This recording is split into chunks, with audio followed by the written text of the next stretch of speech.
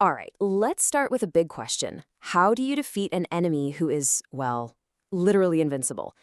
Today, we're going to dive into a wild tale from Hindu mythology. We're talking gods, demons, and a birth so bizarre, it completely changed the fate of the entire cosmos. So, where are we getting all this from? Our source for this whole incredible story is the Shiva Purana. Now, this isn't just some old book, it's one of Hinduism's most important ancient texts.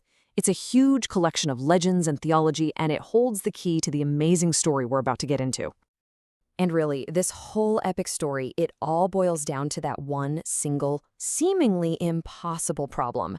I mean, what do you do when the entire universe is on the brink, threatened by an enemy who just can't be killed? Okay, before we get to the main event, to really get a grip on the stakes here, we need to understand our source material a little better. So let's ask the basic question. What exactly is a Purana? Pretty simple, actually. The word Purana in Sanskrit literally just means ancient or old. And that's exactly what these texts are. They're like treasure chests of ancient lore, stories that have been passed down for generations and generations. And get this, it's not just one book. Oh no, there are 18 major Puranas, what they call the Mahapuranas. We're talking about a massive body of literature, hundreds of thousands of verses that really capture the heart and soul of ancient Hindu tradition. Now, they're traditionally said to have been composed by the sage Vyasa. And you can think of them as these amazing ancient encyclopedias. I mean, they cover everything from the creation of the universe all the way down to the family trees of kings and gods. They are a true cornerstone of Hindu culture and law.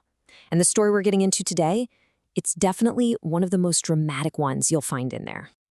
Okay, so now that we have that background, let's get back to our invincible baddie. The whole cosmos is in crisis mode, and it's all because of this one seriously powerful demon. Right, so our villain's name is Taraka. He's a demon king, and he's got this huge advantage, right? He's been given a special boon. Think of it like a divine gift or a get-out-of-jail-free card. And he got it from the creator god Brahma himself. So yeah, he's a big deal. And this boon, it's super specific. It's like a cosmic loophole. Taraka is basically invincible, except for one tiny little thing. He can only be killed by a son of the great god Shiva. And here's the kicker. At this point in the story, Shiva doesn't have a son. See the problem? So you've got this demon king just tearing up the cosmos, and the gods are getting desperate. I mean, really desperate. They need a hero, and they need one now. And the story of how they finally get one, well, this is where things get really, really weird. Picture this. For 1,000 divine years, which is a crazy long time, Shiva and his consort Parvati are in total seclusion. Meanwhile, the gods are getting hammered by Taraka. They just can't wait any longer. So they do the unthinkable. They interrupt them. This causes Shiva to release his divine seed, but not where it's supposed to go. Instead, it falls to the earth. And this is where the story goes completely off the rails. You see, this divine seed is so powerful, so potent, that no single being can handle it. So it starts this insane journey. First, Agni, the fire god, swallows it, but it's so hot it nearly burns him up from the inside. So he passes it to the wives of the 7 great sages. They can't handle it either, so they cast it onto Mount Himalaya. Even the mountain can't contain it and literally flings it into the sacred river Ganga. The river finally carries it along and deposits it in a clump of reeds, where, at long last, it transforms into a child. Just wow. But you can't just interrupt a goddess and expect to get away with it. This whole intervention has a huge price. The goddess Parvati is absolutely furious. I mean, the gods totally ruined her union and essentially stole her chance at having a child. So she unleashes this powerful curse, declaring that from now on, the wives of the gods will all be barren.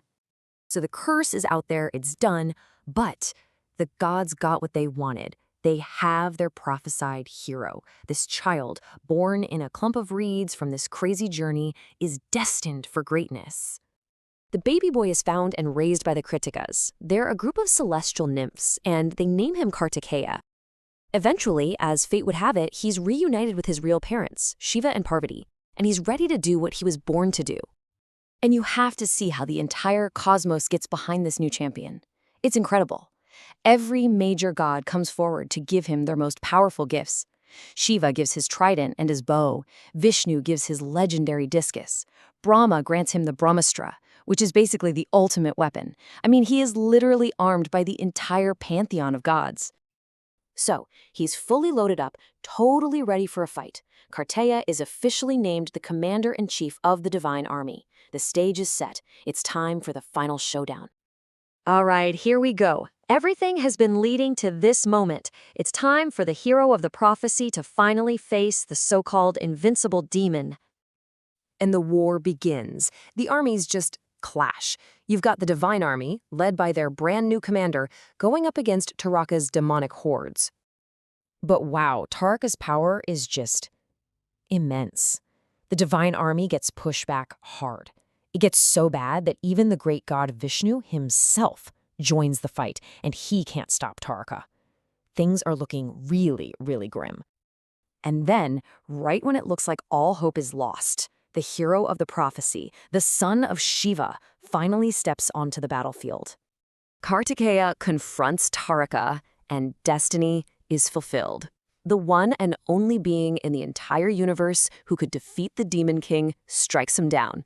It's over.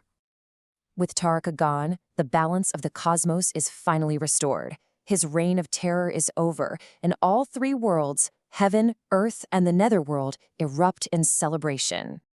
So in the end, we're left with this hero who was born out of pure cosmic desperation, an act that, let's not forget, came with a really heavy price. And it kind of makes you wonder, right? What does this ancient story really tell us about that blurry line between divine will and the desperate things you have to do to make it happen?